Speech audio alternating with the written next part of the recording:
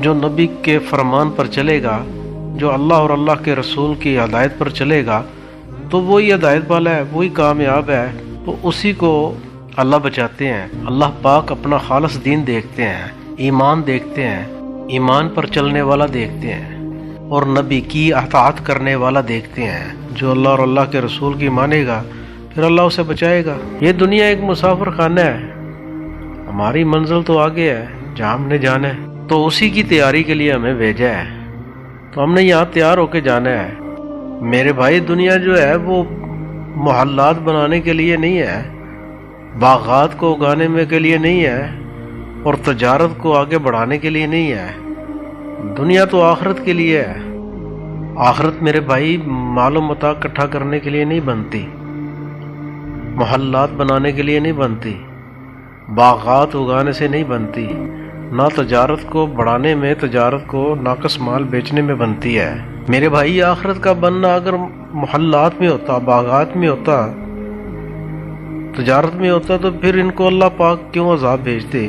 تو اللہ پاک نے دکھایا ہے یہ دنیا فانی ہے، یہ دنیا کی چیزیں ہیں، یہ یہیں رہ جائیں گی، ان کے پیچھے مت بھاگو، ان کے پیچھے بھاگو گے پھر یہ دنیا کے ہی رہ جاؤ گے، پھر دنیا میں پھر یہ خسارہ دینا پڑے گا۔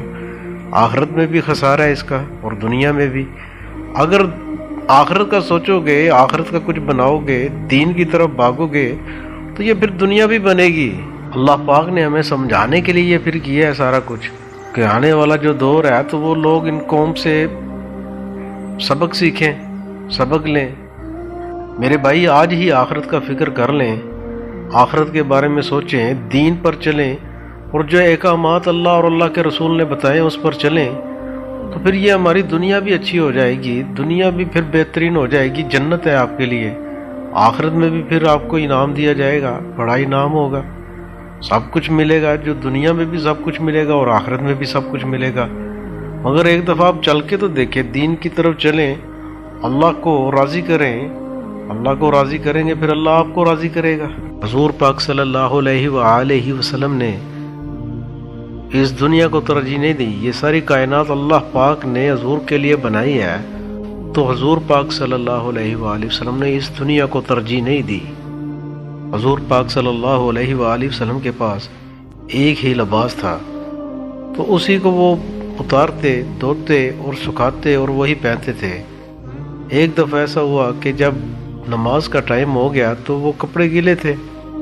حضرت بلال حبشی رضی اللہ تعالی جو مسجد نبوی کے مؤذن تھے، وہ آئے اور فرمایا کہ حضور پاک صلی اللہ علیہ وآلہ وسلم آئیں اور جماعت کروائیں آ کر۔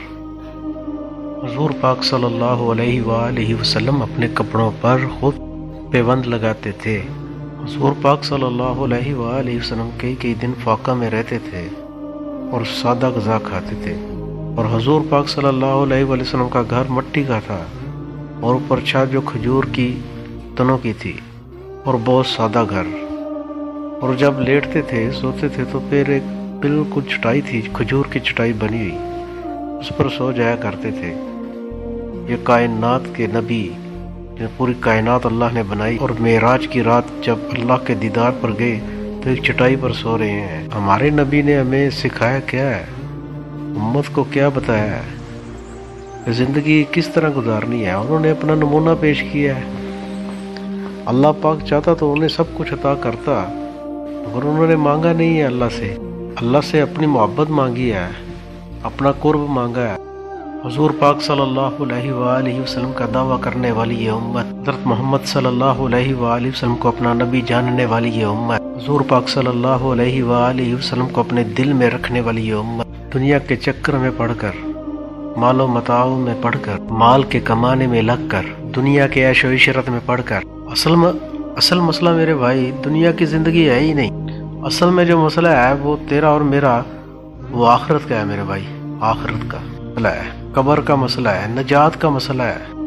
ہماری اور آپ کی زندگی کب ختم ہو جائے کوئی پتہ نہیں ہے، پل کا پتہ نہیں ہے کب چلے جانا ہے ادھر سے، تو اگلی منزل کی طرف جانا ہے۔ منزل تو وہاں سٹارٹ ہونی ہے جب ہماری آنکھیں بند ہوں گی، ہماری ادھر سے آنکھیں بند ہوگی، ادھر کھل جائیں گی، پھر منزل شروع ہوگی۔ اصل منزل ہماری اس دنیا سے جانے کے بعد ہے، تو اس کی تیاری کرنی ہے، اس پر تیاری کرنے کے لیے ہمیں محنت کرنی ہوگی، مشقت کرنی ہوگی۔ अल्लाह और अल्लाह के रसूल को मानना पड़ेगा, उनके बताए हुए असूल पर चलना होगा। दीनदार की मौत बड़ी शानदार होती है और दुनियादार की मौत बड़ी भयानक है मेरे भाई। मरने से पहले पहले हम आखिरत की तैयारी कर लें, नमाज पढ़ें, रोज़ा रखें, ज़कात दें, किसी का हक न रखें, हलाल खाएं, नाप तोल में कमी न करें, और तजारत करें तो वो करें जो सहाबा ने की है, नबियों ने की है। सच की तजारत करें, किसी मुसलमान भाई को या किसी भी इंसान को धोखा न दें।